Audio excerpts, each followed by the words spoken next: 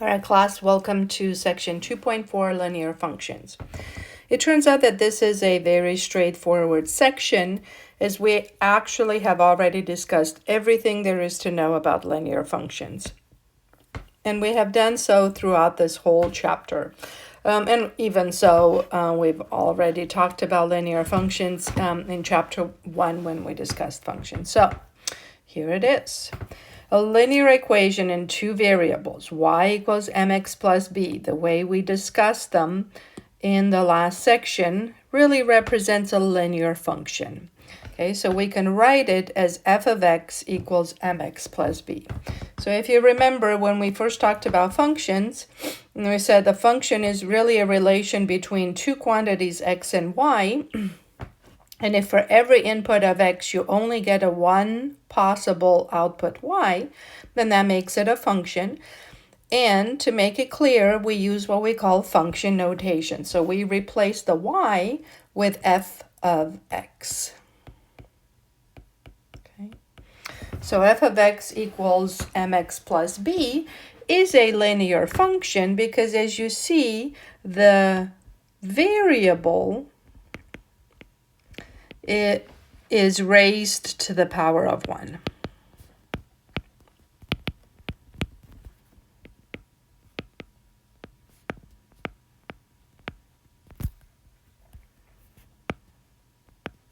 So then what's what makes it linear again, when you look at it.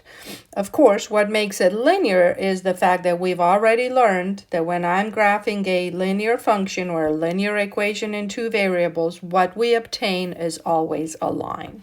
So that's where they got their name of linear, because that's what the graph looks like. All right, so here it is.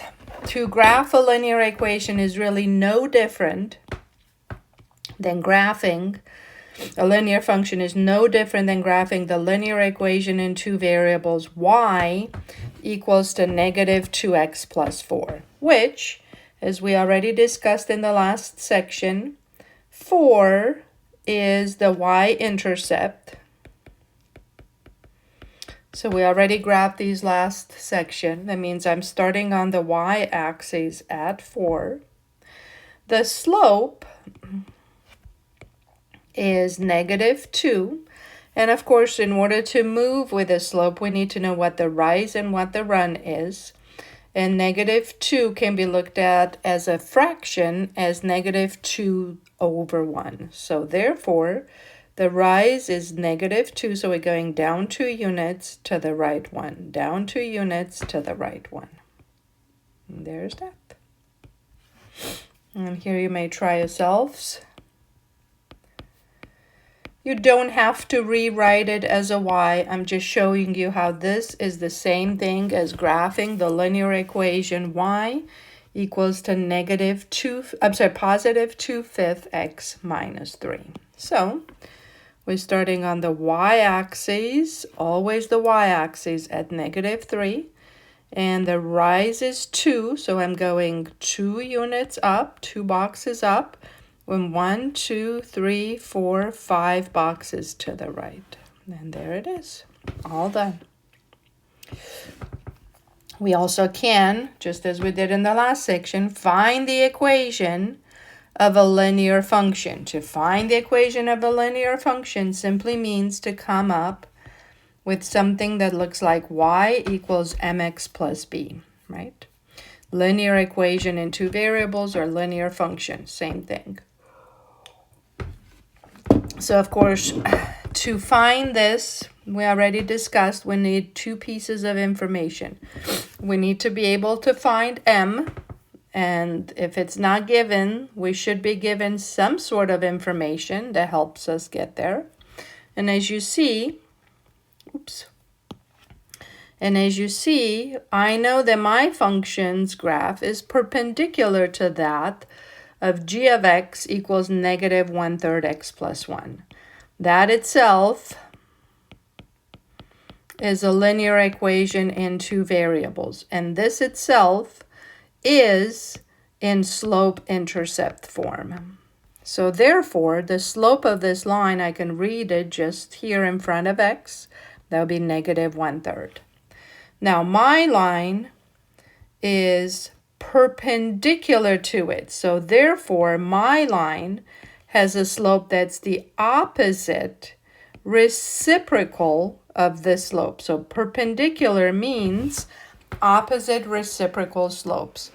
So the opposite reciprocal of negative 1/3 is positive 3/1, or simply 3. The second piece of information is that we always want to find B. And the way we found B is by using some sort of point that the information or the instructions should give us. So we should always know a point, okay? And then that point, we use its X and the Y for it.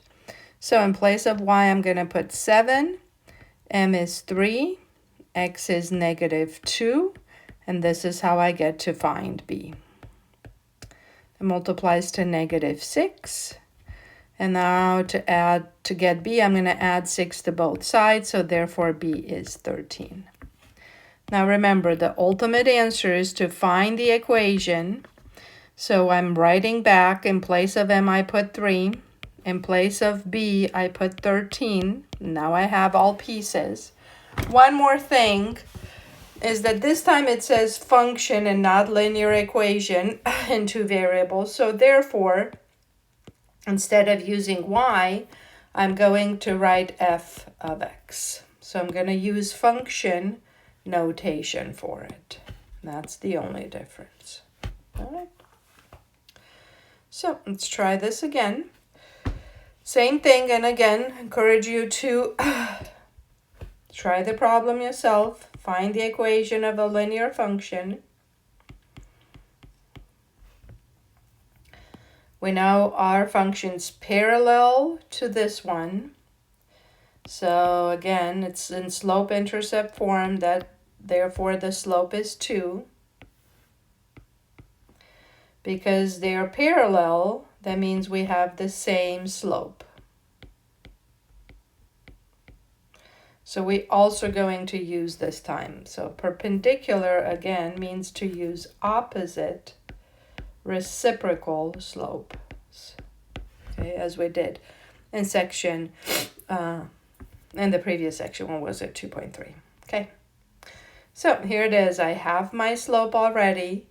I know a point, and I'm going to use this point for an x and a y. And just to practice that there are other numbers out there, not just integers, I am going to give you some decimals a little bit. Not too bad. So again, use your calculators. 2 times 1.5 is 3. Then minus the 3 over, so B is 1.8. So again, therefore, the equation of a line is M is 2, B is 3.8, and again, we do want to write a function. So therefore, I'm going to replace the y with f of x. Okay. These two problems are also very straightforward. It says to find the equation of a linear function again. So therefore, one more time, we need to come up with something that says y equals mx plus b. And these are 2 different problems. There are 2 different tables. So each of these tables give you nothing but points. And you didn't even need 5 different points to come up with the equation of a line. All we need is really 2 of them. So pick any 2 points you wish. I'm just going to grab the first 2. And with those first 2 points, like we did in the last section, with the 2 points, we're going to find the slope. So take the y's and subtract them. Overtake their x's and subtract them. So negative 4 plus 5 over 1, that actually equals to 1. So the slope is 1. Okay. Now, take any point, any of these 2 points you chose for an x and a y. So I'm going to In fact, pick this point right here. Here is the x and here is the y. So in place of y, I put -5. M is 1. X is 0. And actually, if you look at it, it's no surprise that the b comes up to be -5. And there's no surprise because the b is always the y coordinate of the point that has an x of 0. That's what it means to be on the y-axis. To be the y-intercept, that means you're on the y-axis. If you're on the y-axis, all x's are 0, right? So in fact, our b value was already right here. But in case you didn't realize and you used the point, no problem. As you see, we're coming up with the same answer. So our function, it says to come up with the equation of this function, as you see, it's called f of x, is m, so 1, x plus b, so -5. And of course, 1x is the same thing as x, so you could just leave it as simply x minus 5. That already means 1x. But if you do want to write the 1, it's no big deal. So here's one for you to try. Pick any of these points. I'm giving you 4. Pick any 2 and find the equation of a line. So I will pick these 2 points to find the slope. And that comes up easily to be 4/1 or just 4.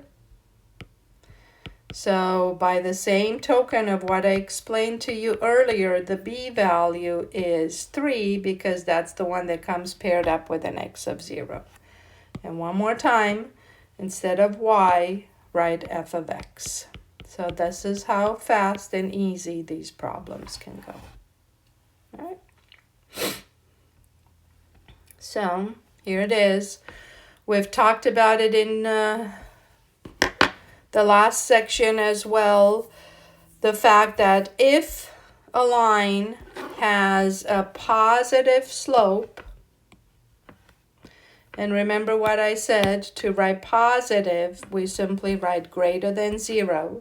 So if you're dealing with a slope that is positive, then the line is going up. So the line is going up and you're talking about a linear function, then your function is going to be increasing, as in it goes up, okay? If the slope is negative, therefore the line is going to go down. It's a decreasing function. We talked about increasing versus decreasing in section 1.4. And again, we've talked there about rates of change, which I'm going to mention in a minute. And so, of course, lines don't have to be always increasing or decrease, or the slope always be positive or negative. There's definitely one slope that it's neither positive nor negative, and that would be 0. So in that case, you get the easiest kind of function, a constant function. Those are the ones that have no x in it. The reason why they have no x in it is because their slope is 0. So the slope is 0, then 0 times x will be 0, and therefore your function just equals to a number, no x to it. And, of course, because of that, you are simply dealing with horizontal lines, right, of the form y equals to a number. And the one kind of function, the one kind of line that will never describe a function, vertical lines are not functions. Number 1, we've talked about it in the last section. They have equations x equals to number, right? So if it's an x equals to, you can't solve for y.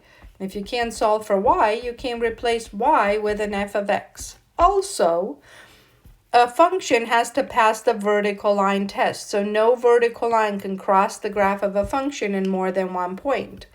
Well, this one does in infinitely many points, so it's not a function. So vertical lines are not functions. That's why that's all we stick with. Okay. So I just mentioned it before, going back to section 1.4, I believe, when we talked about rates of change and functions that are increasing or decreasing. The fact that when we ever found the rate of change, the average rate of change in a function, that really looked nothing other than what the slope of a line is. Okay, so we use the same formula. So the slope of a line is simply the change in y's with respect to the change in x's. Okay. That's the average rate of change.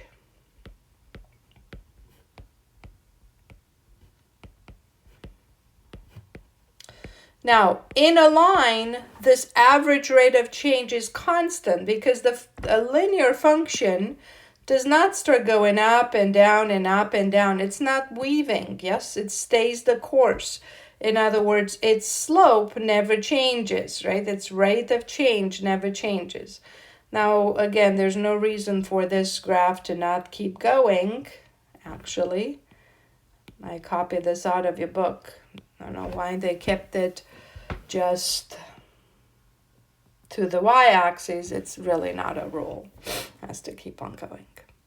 So what we're going to do in the next few examples is see what is an average rate of change look like in real life problems, right? So remember, an average rate of change is a change in y's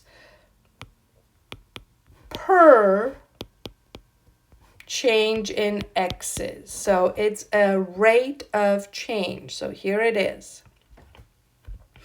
Molly is spending money at a constant rate. So in other words, it's not changing. It's a linear function. Suppose that she initially has $1,700, and then after 6 months, she has $1,130. Find the monthly rate at which she spends the money. So what we want to know is how much money per month she is spending. So we want that rate of change. Therefore, as you even see, and as I explained to you up here, we want to know how many dollars per month. Therefore, our dollars is our y value, and the month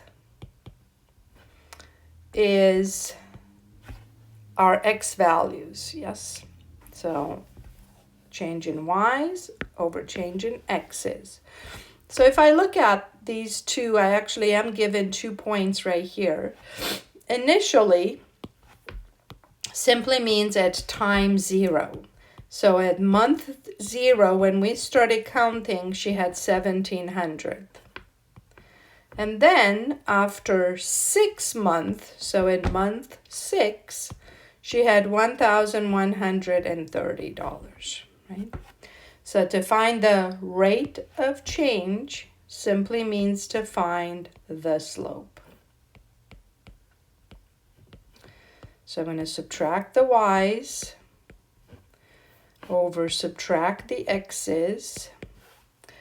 And if I do that, subtract, divide, I know that I'm getting negative 75. Okay.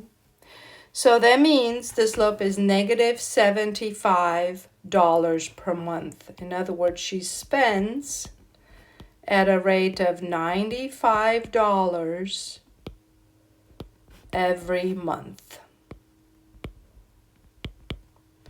So after 1 month, 95. After 2 months, 190, and so on and so on. Okay. Here's another problem, the same way. It says the population of a city increased from 23,400 to 27,800 between the years of 2008 and 2012. Find the change in population per year, so population per year, if we assume the change was constant from 2008 to 2012. So again, right here we are looking, it's asking us to find the change per year. That means to find the slope, right? So to find a slope again, we need to come up with 2 points. And it should be clear, again, that the years are the x's, because again, it's a change in y's over change in x's every time. So the x's are the year, and the y's are the population.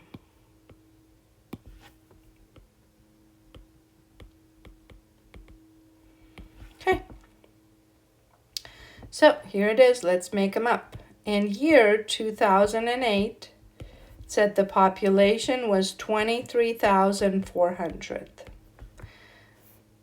In the year 2012, the population became 27,800. Okay. So out of these points, I'm going to find the slope again. So subtract the y's.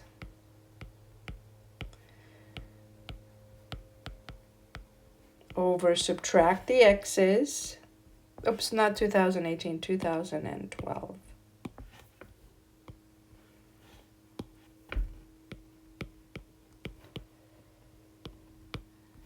Okay, so that's 4,400 divided by 4, which is, by the way, 1,100 really divided by 1. Yes, if you reduce this.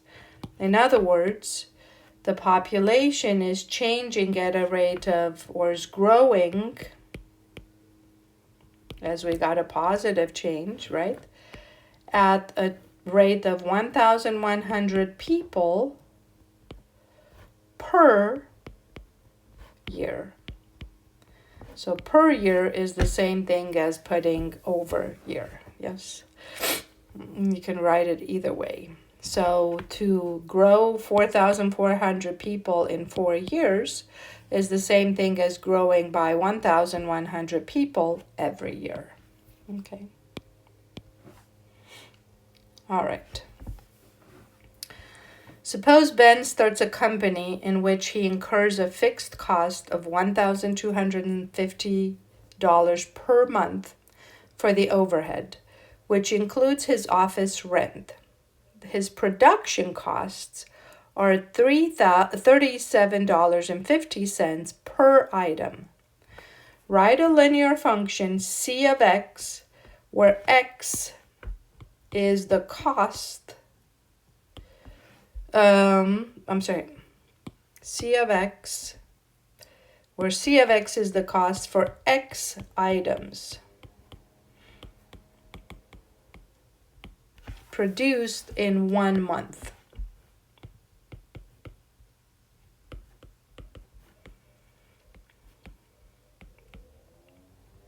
Okay, so here it is. You see how there's pers here? That means this is a slope. So the fact that the cost is $37.50 per item, and the cost is your y's, and the items are your x's. Therefore, the slope in this problem is $37.50. This value right here is the cost for 1 month.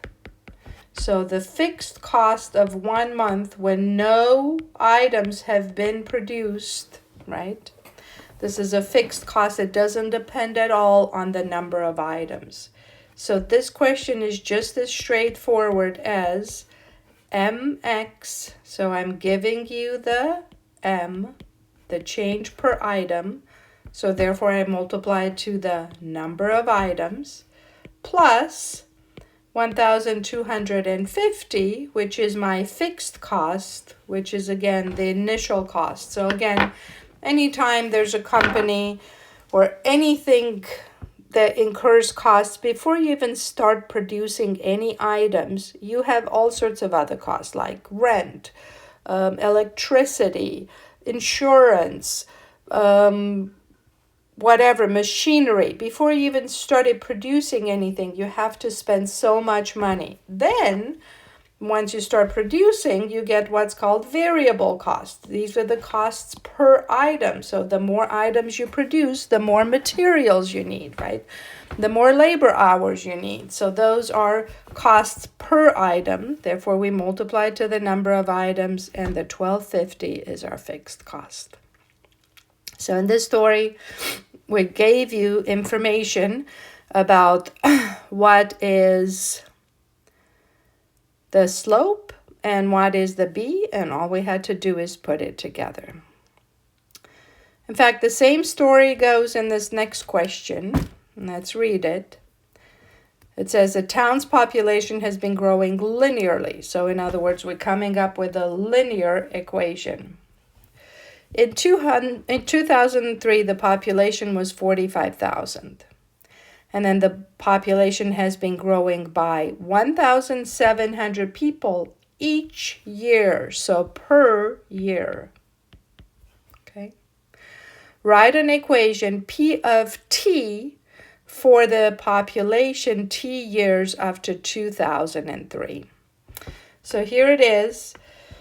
If T is years after, or sometimes we say since 2003,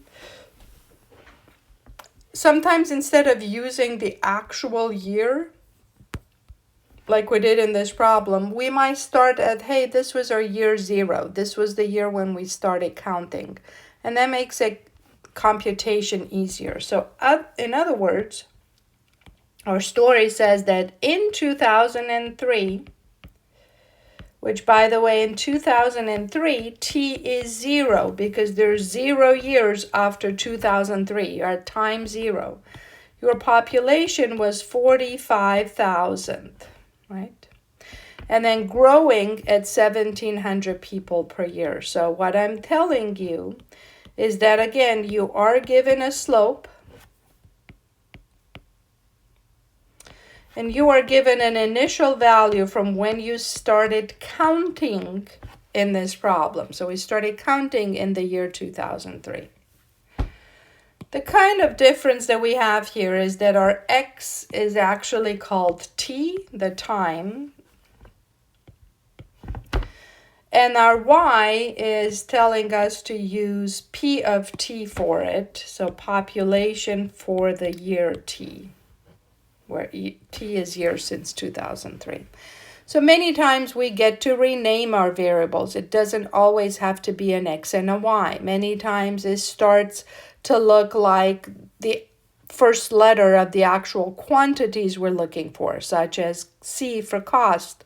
Or again, as we'll see in this last question, it says a phone company charges for service according to this formula. So this time, as we're going exactly backwards, we are given the formula, the function, and we're going to be asked to interpret what these numbers mean. So N, or in other words, our X value,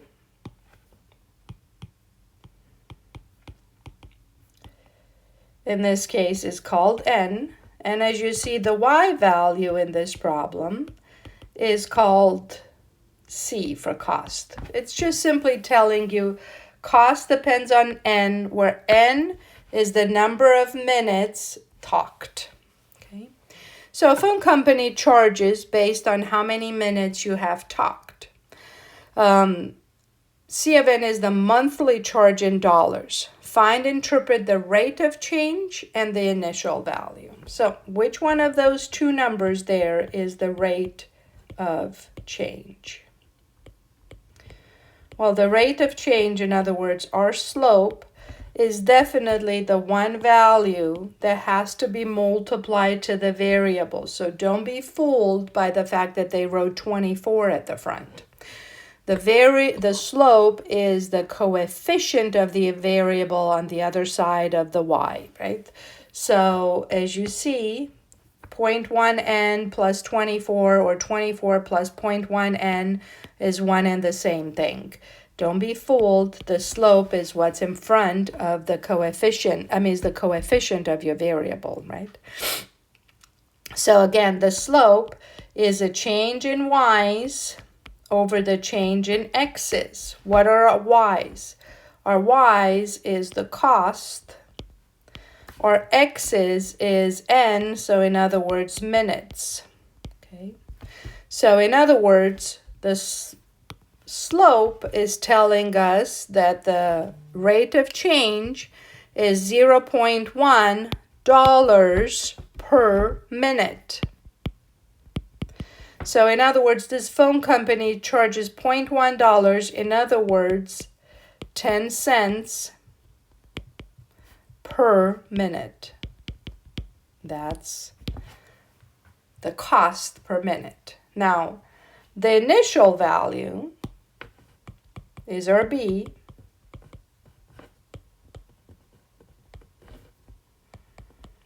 And that is 24. So in other words, this monthly rate for this company, before you even talked monthly rate, before any minutes were used,